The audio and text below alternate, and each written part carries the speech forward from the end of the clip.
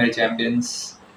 आप सब अच्छे होंगे, ठीक है। बहुत गर्मी है, कीप ड्रिंकिंग वाटर। और मैं आपका दोस्त, आपका टीचर, आपका एजुकेटर, ठीक है, आपके साथ हूँ नया सेशन डिस्कस करने के लिए। अब जो हम चैप्टर डिस्कस करने वाले हैं वो क्या रहने वाला है? एग्रीकल्चर, ठीक है। This is chapter number 4 of your NCERT class 10 geography, ठीक है। तो not wasting much time, let us start. So let's begin with agriculture. So यार, व्हाट इज एग्रीकल्चर? ठीक है, now let us understand what is agriculture. Agriculture क्या है? देखो, cultivation of land, land को, ठीक है, इन द एंड आप किसे कल्टीवेट कर रहे हैं? आप लैंड को ही कल्टीवेट कर रहे हैं, आप लैंड को टिल कर रहे हैं, आप उसके ऊपर हल चला रहे हैं। Then you are providing it with manures, fertilizers, then you are providing it with seed, then you are giving it time to grow, you are providing it irrigation. So it is cultivation of land. Land को cultivate कर रहे हैं आप यार, ठीक है। land को cultivate करके आप क्या कर रहे हैं? After cultivating that land, what you are doing is that you are making certain crops to grow on that, and then what you are doing is harvesting those crops. Clarity में नहीं आपको कि क्या है agriculture? Agriculture is nothing but cultivation of the soil to get crops. What are the crops?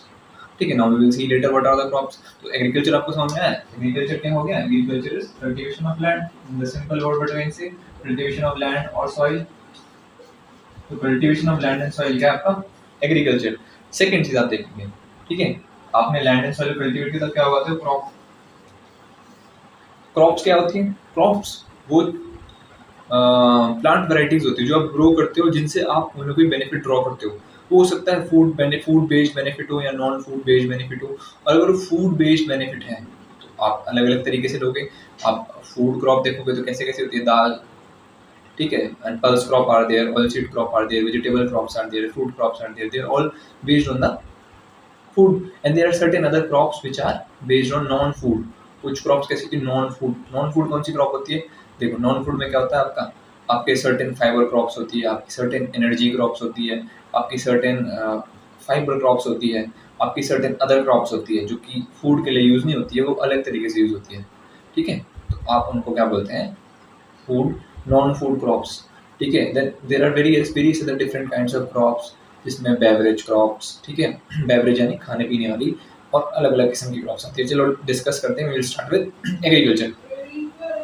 तो agriculture जो हो रहा है, ठीक है, ग्लोबली जो एग्रीकल्चर हो रहा है वो दो टाइप का है, ठीक है। The global agriculture you are seeing today is basically of two types, ठीक है। The global agriculture you are seeing today is of two types, ठीक है। एक कौन सा आपका? Intensive agriculture, and the other one is, ठीक है,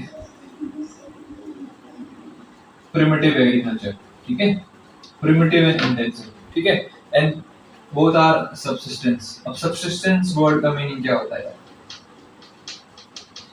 तो सबसिस्टेंस वर्ड का मीनिंग कुछ नहीं होता, वो टाइप का एग्रीकल्चर जो कि अपनी सेल्फ सफिशिएंसी को पूरा करने के लिए करता है, ठीक है।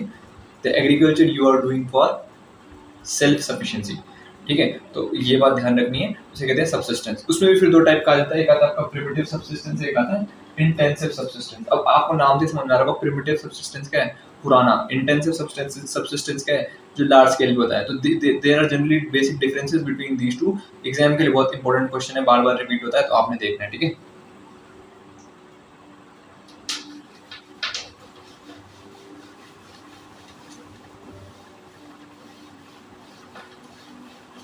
ठीक है, तो बोर्ड में मैं एक तरफ लिखूंगा प्रिमिटिव, एक तरफ मैं लिखूंगा इंटेंसिव।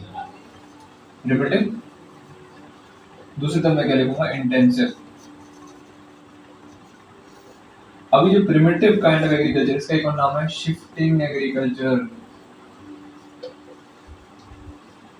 ध्यान देंगे, शिफ्टिंग एग्रीकल्चर, इसके बहुत सारे नाम हैं। शिफ्टिंग एग्रीकल्चर को झूम भी कहते हैं, कोडू भी कहते हैं, पेंडा भी कहते हैं, दीपा भी कहते हैं, ठीक है। तो दीज आर डिफरेंट नेम्स, ठीक है। ये बेवार भी कहते हैं। तो ये सब नाम है इंडिया में, ठीक है। जैसे आपका कोडू, पेंडा आप आंध्र प्रदेश में बोलेंगे, ठीक है। दीपा आप बोलेंगे, दीपा बस्तर ये आप बोलेंगे छत्तीसगढ़ वाले इलाकों में। बेवार बोलेंगे मध्य प्रदेश, दहिया, ये सब। और उसके बाद कुछ इंटरनेशनली अक्लेम्ड नेम्स है, जैसे लडांग, रे, मिल्पा, ये इंटरनेशनल लेवल पे, ठीक है। जैसे मेक्सिको, ठीक है, वेनेजुएला और अफ्रीका के जो कुछ इलाके हैं वहाँ पे इनके नाम अलग अलग हैं, ठीक है। और फिर इंडिया में इनके नाम ऐसे। तो आपको ध्यान देना है क्वेश्चन क्या पूछ रहा है, वो इंटरनेशनल कॉन्टेक्स्ट में पूछ रहा है या नेशनल कॉन्टेक्स्ट में पूछ रहा है।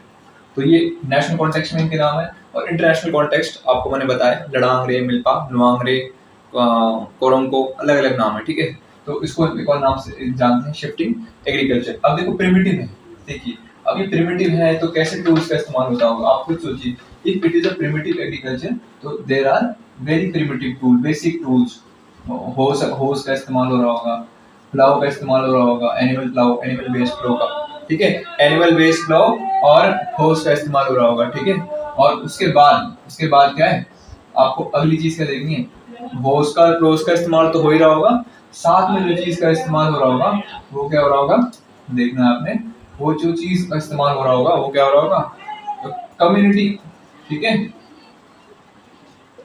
Community partnership. और कम्युनिटी पार्टनरशिप यानी देखो यार वहां पे क्या होता है, लैंड एक किसी पर्टिकुलर बंदे का नहीं है, वो क्या करते हैं, और एक और नाम है इसका स्लैश एंड बर्न, सब याद रखना है, स्लैश एंड बर्न भी कहते हैं। सपोज एक कम्युनिटी है, एक विलेजर कम्युनिटी है, एक ट्राइबल कम्युनिटी है, वो एक बड़ा पैच ऑफ लैंड साफ करती है। अब मेरी बात समझना है आपने, क्योंकि वो पैच ऑफ कम्युनिटी ओनरशिप, ठीक है, कम्युनिटी ओनरशिप है। अब वो जो पैच ऑफ लैंड साफ कर रही है ना, तो ऐसा तो नहीं कोई एक पर्सन आके उस लैंड को साफ करके गया है, lot of person from that community are involve to clear that piece of land. And वो जब लैंड को उन्होंने क्लियर करा है तो फिर उस लैंड में ओनरशिप किसी एक पर्सन की थोड़ी ना होगी, वो ओनरशिप सब लोगों की होगी। बस ये होता ही है कि अपनी कन्वीनियंस के हिसाब से कुछ हिस्से में कोई खेती कर रहा है, कोई हिस्से में कोई खेती कर रहा है, ठीक है। तो कोई फिक्स नहीं है किसकी खेती कौन सी, कम्युनिटी ओनरशिप है, ठीक है।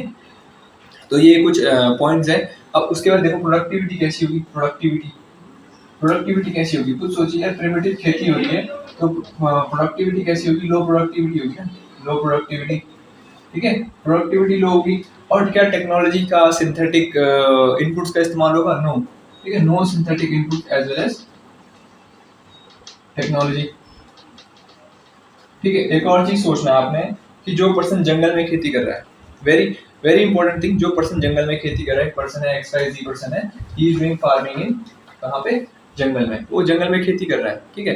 तो विल ही गो फॉर या will he use single crop, no, वो मोनोक्रॉपिंग नहीं करेगा। What he will do diversified farming, he will do diversified farming, he will do diversified farming. उसको क्या है, डाइवर्सिफाइड फार्मिंग उसको करनी पड़ेगी, क्योंकि यार वो क्या करेगा, अभी वो थोड़ा सा मटर उगाएगा, अपने गांव में देखा होगा क्या करते हैं लोग, कहीं पे बेल डाली हुई है, कहीं पे मटर डाले हुए हैं, कहीं पे धनिया डाला हुआ है, कहीं पे प्याज डाले हुए हैं, ठीक है। तो वो क्या है, डाइवर्सिफाइड क्रॉपिंग, हर सब्जी सीजन की जो सब्जी होगी वो खेत में आपको उगी हुई मिल जाएगी, ठीक है। तो ऐसा कुछ वो करते हैं, डाइवर्सिफाइड फार्मिंग वो करते हैं। इसका उल्टा देखो, अब देखो आपने बस क्या करना है, प्रिमिटिव याद करना है, इंटेंसिव इसका उल्टा होगा। सबसे पहला क्या होगा, हाई पॉपुलेशन प्रेशर, इसमें हमने क्या देखा था, पॉपुलेशन प्रेशर लो था। अब क्योंकि ना पॉपुलेशन प्रेशर बहुत ज्यादा है, अब आपको बात समझनी पड़ेगी पॉपुलेशन प्रेशर किस सेंस में कह रहा है। जहाँ पे इंटेंसिव फार्मिंग होती है वहां पे उसके ऊपर प्रेशर क्या होता है, कई सारे लोगों को फीड करना होता है। जहाँ पे इंटेंसिव खेती होगी ना, वहां पे जो ग्रोवर है उसके पास प्रेशर ये होगा कि he has to feed a large number of people, and feeding in that large number of people उसको लैंड पे बहुत प्रेशर पुट करना पड़ता है, क्योंकि उसको इतने लोगों को खिलाना है तो लैंड खाली नहीं छोड़ सकता। तो लैंड को कैसे कल्टीवेट करेगा, इंटेंसिवली, वहीं से वर्ड आया इंटेंसिव, सबसिस्टेंस इंटेंसिव। तो इंटेंसिव सबसिस्टेंस है, उसमें क्या है, हायर पॉपुलेशन है जिनको फीड करना है, हायर पॉपुलेशन प्रेशर। और लैंड जो है कैसे कल्टीवेट होता है, लैंड इज कल्टीवेटेड एक्सटेंसिवली। अगर लैंड को अगर एक्सटेंसिवली कल्टीवेट करना है बहुत ज्यादा, तो क्या सिंथेटिक इनपुट यूज होंगे, यार बिल्कुल होंगे। क्या मशीनरी यूज होगी, हाँ लिमिटेड मशीनरी भी यूज होगी, ट्रैक्टर यूज हो सकता है, ठीक है, बीज उगाने के लिए मशीन यूज हो रही हो, ठीक है, बेसिक चीजों में मशीन यूज हो रही हो, तो लिमिटेड मशीनरी भी होगी। प्रोडक्टिविटी कैसी होगी, ठीक है, हायर एज कंपेयर टू, ठीक है, higher as compare to primitive से तो ज्यादा ही होगी, क्योंकि सिंथेटिक इनपुट का इस्तेमाल भी हो रहा है कुछ लेवल्स पे। तो ये सब आपको याद रखना है। और एक इंपॉर्टेंट चीज इसकी याद रखनी है, ठीक है, जिससे क्वेश्चन बनते हैं। क्या होता है इसमें, एक फिनोमेना देखने को मिलता है हमको, ठीक है, तो उसको हम कहते हैं लैंड फ्रेगमेंटेशन। उसे हम क्या कहते हैं, लैंड फ्रेगमेंटेशन, लैंड फ्रेगमेंटेशन कैसे होता है?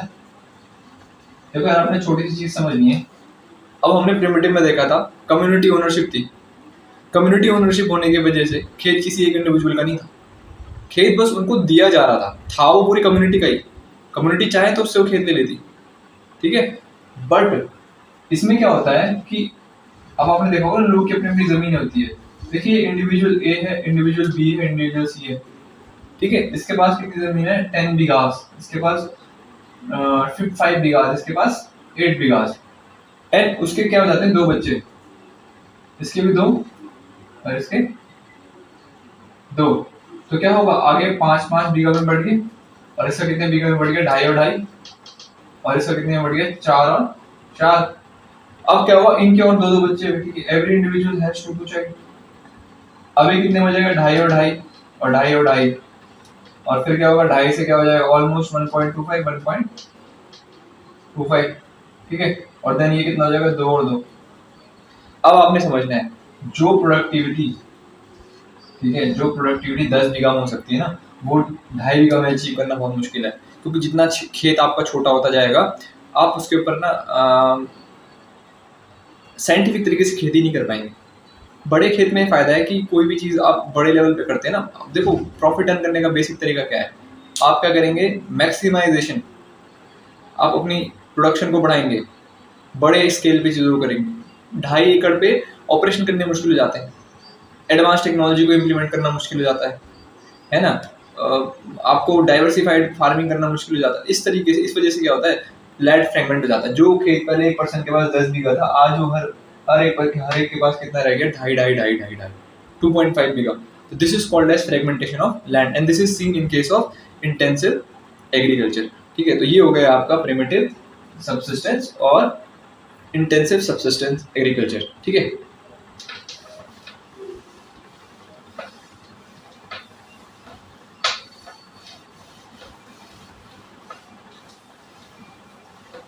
Now we are going to discuss very important kind of farming, that is commercial farming.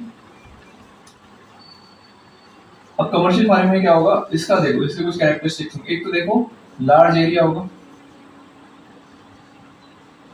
Monocropping होगी, और इसका गोल क्या है? Earn maximum profit. Simple. Mechanisation कैसी होगी?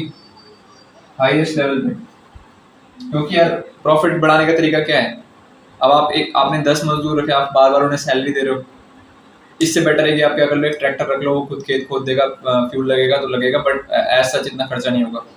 It is much cheaper than a person who is digging the land, और faster भी है। देखो समय की कीमत है, ठीक है।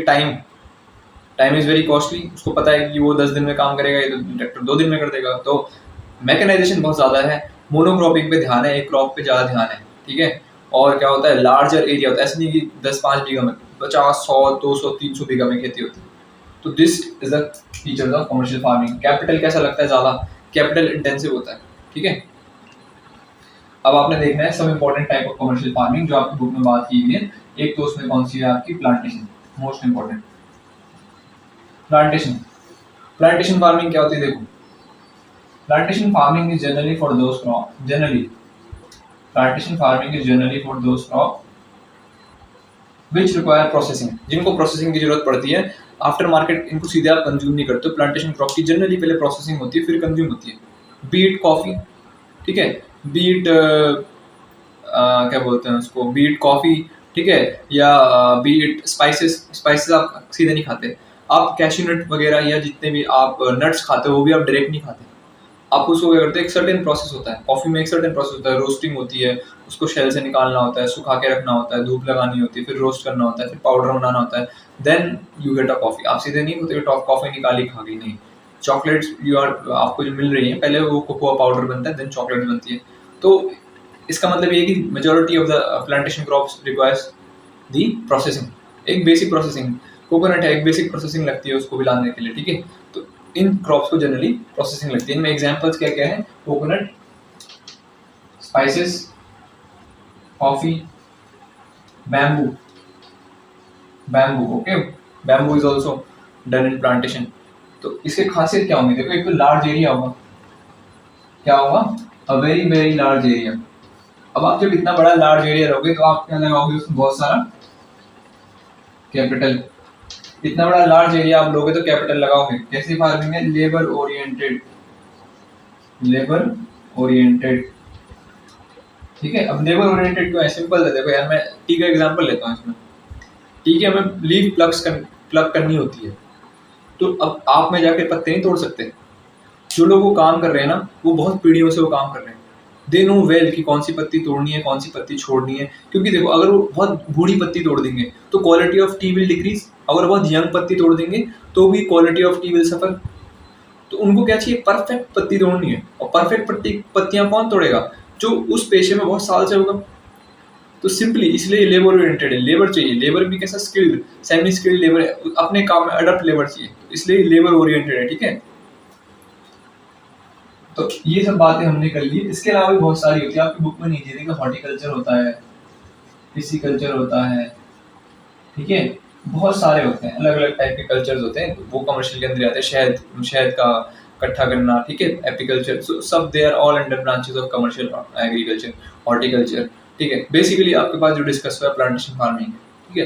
तो ये रहा आपका बेसिक इंट्रोडक्शन अबाउट एग्रीकल्चर। ठीक है, एक चीज आप और देख लीजिए, food crop non food crop वाला क्लासिफिकेशन। ठीक है, ये बहुत इंपॉर्टेंट है। ठीक है, तो कई बार क्वेश्चन आता है कि जो फूड क्रॉप्स होती है उसको हम फर्दर कैसे क्लासीफाई करते हैं। ठीक है,